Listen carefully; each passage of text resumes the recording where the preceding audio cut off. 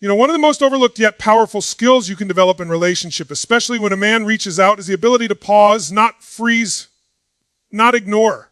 Pause. That space between his message and your response might look insignificant, but psychologically it's a crucible where clarity, power, and self-respect are forged. Most people don't realize how much leverage they lose simply because they react instead of respond. The moment a notification pops up, their nervous system lights up like a pinball machine, heart rate spikes, thoughts race, fingers hover over the keyboard. And before they even know what they're doing, they've sent a text that, in hindsight, feels needy, defensive, or off-brand with the self-image they're trying to project. This isn't about playing games or being manipulative. It's about emotional sovereignty. When you respond impulsively, you're effectively surrendering that sovereignty. You're allowing another person's timing to dictate your state, and that state becomes the driver of your communication. Psychology has a term for this reactivity. It's what happens when external triggers override your internal compass. Every great leader, negotiator, or influential communicator has learned to master this. They know that the first emotion isn't always the truest emotion. They let the wave pass before they speak, and in doing so they retain authority over themselves. Now think what happens when you don't pause. A man texts you something ambiguous. Maybe it's playful, maybe it's dismissive. Without a pause, you start filling in blanks, projecting your hopes or fears into his words. You reply from that projection, not from reality. And as soon as you do, you've shifted the dynamic. You've told him without saying it outright, my time, my energy, my emotional state, they're all available on your schedule. That's not strength, that's surrender. Philosophically, this is tied to an ancient idea called temperance, one of the cardinal virtues in classical thought. Temperance isn't about denial, it's about measured response. The Stoics practiced it. The Buddha taught it. Modern cognitive psychology echoes it. When you insert a conscious pause, you create a gap between stimulus and response, and in that gap lies your freedom. Viktor Frankl, a man who endured unimaginable suffering, wrote that in that very gap lies our power to choose and our power to grow. If he could find freedom in a concentration camp by mastering his response, surely we can find freedom in a text message. That pause also signals something at a social level high value. When you don't jump to reply, you communicate without a word that you're busy, centered, and selective. It's not an act, it's an expression of reality. You're telling him, my life is full. My time is meaningful. I'll engage when I'm ready. This creates a natural polarity, a subtle tension that healthy men respect. It also filters out the ones who are only interested in immediate gratification. If a man loses interest because you didn't reply in 5 minutes, he's not the man who would have invested long-term anyway. The pause becomes your sieve, separating quality from quantity. But let's be clear, pausing doesn't mean ignoring forever. It doesn't mean ghosting, stonewalling, or manufacturing scarcity. It's a moment to check in with yourself, ask, what's his intent? What's my intent? Am I about to respond from strength or from fear? Sometimes the answer will surprise you. Sometimes you'll realize you're about to text something just to get reassurance or to punish or to provoke. By pausing, you sidestep those traps. You give yourself a chance to compose a response that's congruent with your standards and your self-image. Practically, you can train this like a muscle. Start small. When a message comes in, put your phone down. Breathe it deeply 3 times. Ask yourself, if I respond now, am I serving my long-term vision or my short-term feeling? Sometimes even a 2-minute delay can shift your perspective.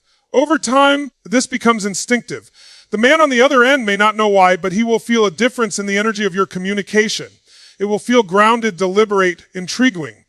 And that energy, more than the words themselves, is what commands respect. Think about how you feel when someone responds to you thoughtfully rather than reflexively. It feels like they're present, right? Like they're bringing their whole self to the exchange, not just a knee-jerk reaction. That's the gift you give a man and yourself when you pause. It elevates the interaction from transactional texting to meaningful communication.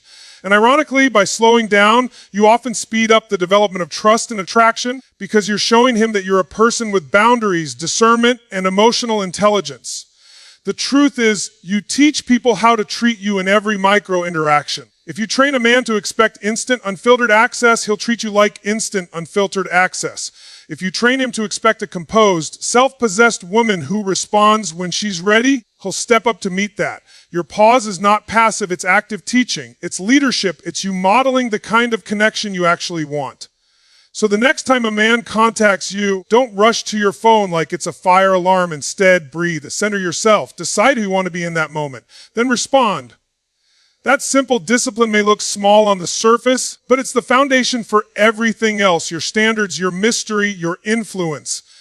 Power doesn't come from the message you send, it comes from the space you hold before you send it. And that's the moment where you either reinforce your worth or give it away. Choose the pause, own the pause, because in that pause lies your power. One of the fastest ways people unintentionally weaken their presence when a man reaches out is by oversharing. It's an almost universal reflex. A message pops up, and suddenly you're explaining everything. Where you are, why you didn't reply sooner, what you're doing, how you're feeling, even pieces of your past that he hasn't earned the right to know. On the surface, it feels honest and transparent. Deep down, though, what's really happening is you're trying to create safety by giving information. You're trying to manage his perception of you instead of letting him experience you. And in the process, you drain the very intrigue and power that drew him to you in the first place. Think about this psychologically. Human beings are wired to value what is scarce and to work for what they want. When you offer all your thoughts and personal details on demand, you remove the space for curiosity, and curiosity is one of the primary fuels of attraction. Oversharing is like handing someone a finished book when they've only read the prologue. There's no anticipation, no discovery, no tension. In relationships, as in storytelling, tension isn't a bad thing. It's what keeps people engaged and motivated. Philosophically, the habit of over-explaining reveals a deeper issue, a belief that you must justify your boundaries, your timing, or your choices to be accepted. That belief is a form of self-abandonment. It says, my worth depends on whether you approve of my reasons. But your worth isn't in your reasons, it's in your being. When you start answering questions he hasn't asked or volunteering context he hasn't earned, you're essentially saying, I don't trust my own value enough to let silence speak for me. High-value communication starts with self-trust. Consider the difference in energy. A woman who receives a text and replies, hey, I'm busy right now, but I'll get back to you later, carries a completely different energy from one who launches into a paragraph about her schedule, her stress, and why she's so sorry for the delay. The first communicates certainty and self-respect. The second communicates anxiety and a desire to placate. Men feel that difference immediately, even if they can't articulate it. People don't just read your words, but they read your state. There's also a strategic dimension here. When you speak less but with more intention, you force someone to invest. He has to lean in, ask follow-up questions, and demonstrate interest. This is healthy. It creates balance in the exchange. When you overshare, you do the work for him. You rob him of the chance to pursue, to discover, to contribute. You flip the polarity and end up feeling resentful because you're giving energy without getting it back. Holding back some information is not deception, it's discernment. It's allowing intimacy to grow organically rather than dumping it all out on the table before there's trust. Practically, you can start shifting this pattern by noticing the impulse. Before you hit send, pause and ask, is this information necessary, or am I trying to earn approval? Does the response keep me in my center, or does it pull me out? You'll be surprised how often the answer is, I'm saying too much because I'm afraid of being misunderstood. And yet misunderstanding handled calmly is better than over-explaining. Misunderstanding can spark conversation. Over-explaining kills it. Another powerful practice is to embrace the principle of progressive disclosure. Share gradually based on the level of commitment, trust, and reciprocity. Think of it like unlocking levels in a game. Each level reveals more, but only when the player has earned it. This isn't cold or manipulative. It's a way of protecting your emotional energy and honoring the natural rhythm of intimacy. You wouldn't give a stranger your bank details on the first meeting. Why give a man your entire inner world before he's shown he can hold it? There's also a spiritual undertone here. Silence, or at least restraint, is a form of self-possession. Great leaders, great negotiators, even great lovers understand the power of a well-placed pause, a measured statement, a bit of mystery. They understand that their value doesn't come from the quantity of their words, but from the quality of their presence. When you stop oversharing, you start radiating a calm authority that says, I know who I am. I don't need to convince you. This shift changes not only how men respond to you, but how you feel about yourself. You stop feeling drained after conversations. You stop replaying texts in your head wondering if you said too much. You begin to feel solid, like you're no longer chasing validation, but inviting genuine connection. And that's attractive at the deepest level because people are drawn to those who seem whole, not those who seem to be asking to be filled. So the next time a man contacts you, experiment with saying less. Resist the urge to hand him your whole story. Answer the question he asked, not the 5 you imagined he might ask. Let him earn the privilege of knowing you layer by layer. And notice how much lighter, calmer, and more powerful you feel when you do. Because every message you send teaches someone how to treat you. When you stop oversharing and over-explaining, you're not withholding love, you're teaching respect. You're not playing hard to get. You're showing that your life, your time, your heart are precious. And when you carry yourself that way, the right people will rise to meet you. Choose your words.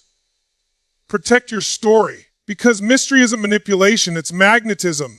When a man contacts you, one of the most subtle yet critical moments, the moment you decide whether you'll bend your boundaries. This is where most people unconsciously lose their power. If they're so focused on being liked, on keeping the connection alive, that they sacrifice the very standards that make them attractive in the first place. They answer calls at midnight even though they're exhausted. They cancel plans with friends because he asked to just hang out. They laugh off a comment that felt disrespectful because they don't want to seem too sensitive. All of these small concessions add up, and before long you've taught someone that your life revolves around them, not intentionally, but consistently. And consistency creates conditioning. Psychologically, this is about self-respect and signaling. Every boundary you set is a signal about how you expect to be treated. When you enforce it calmly and consistently, you tell the other person, my time, my energy, my dignity matter. When you abandon it to gain approval, you send the opposite signal even if you don't say a word. Human beings read these signals intuitively. We may not articulate it, but we sense when someone has standards and when someone is trying to earn us at their own expense. And paradoxically, people value you more when you demonstrate that you value yourself. Philosophically, this ties to the concept of self-governance, the ability to regulate your own life according to principles, not impulses. The Stoics called it living in accordance with virtue. In modern language, we might call it integrity. Integrity isn't just about honesty, it's about wholeness. It's about your actions lining up with your values, especially under pressure. When a man tests your boundaries, but consciously or unconsciously, that's your opportunity to embody integrity. Not through a lecture, not through anger, but through simple, firm action. You keep your plans, you say no without apology. You express your standard once and then act accordingly. That steadiness communicates more than 1,000 words.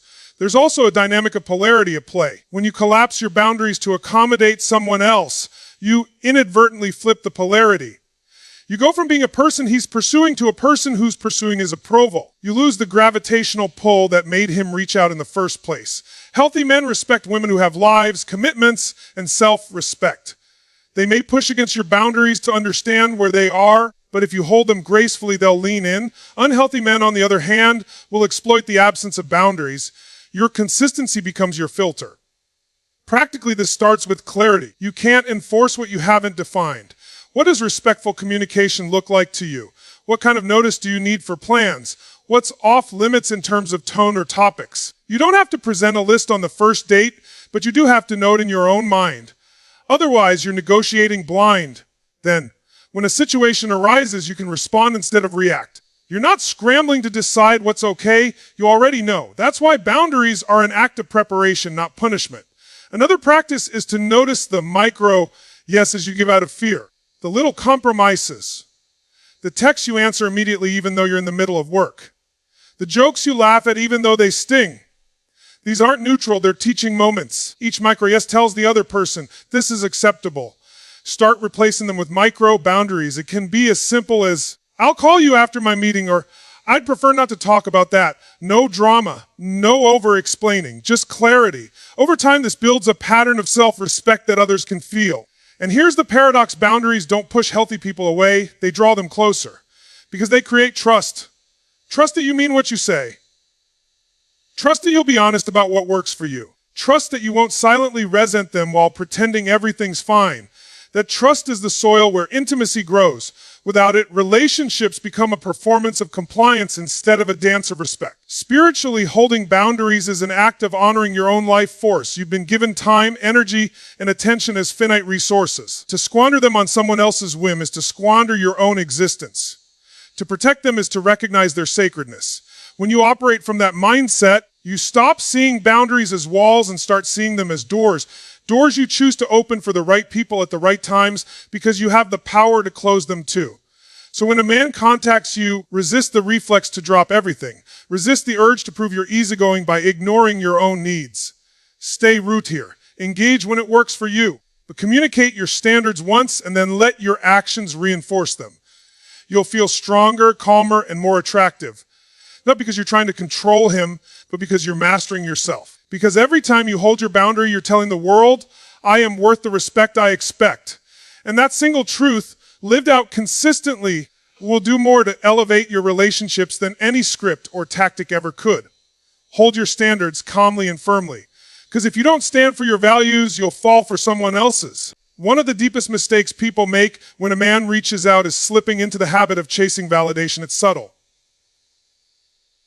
It can look like asking for reassurance you're still attractive to him. It can look like checking your phone constantly to see if he's read your message. It can even look like over-giving, sending long texts, initiating contact, making plans, because some part of you is afraid he might lose interest if you don't. On the surface, it feels like effort. At a deeper level, it's often fear. And fear always erodes the dynamic you're hoping to create.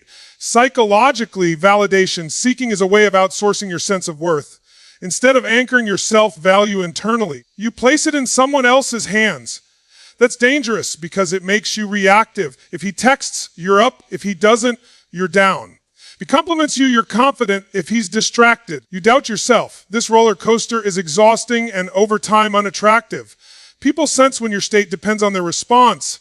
They may not consciously name it, but it creates pressure. And pressure kills genuine desire. Philosophically, the antidote to chasing validation is self-possession, the practice of holding your own emotional center regardless of external conditions. The Stoics called it indifference to externals.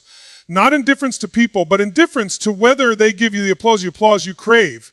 Real freedom, they taught, is the ability to choose your response independent of another person's behavior. When you anchor in that freedom, you stop asking a man to be the source of your self-esteem. Instead, you invite him into a life already rich, already full, already meaningful. This isn't about playing games or withholding affection. It's about alignment. In a healthy connection, interest flows both ways. You're receptive, but you're not chasing. You're available, but you're not over-investing.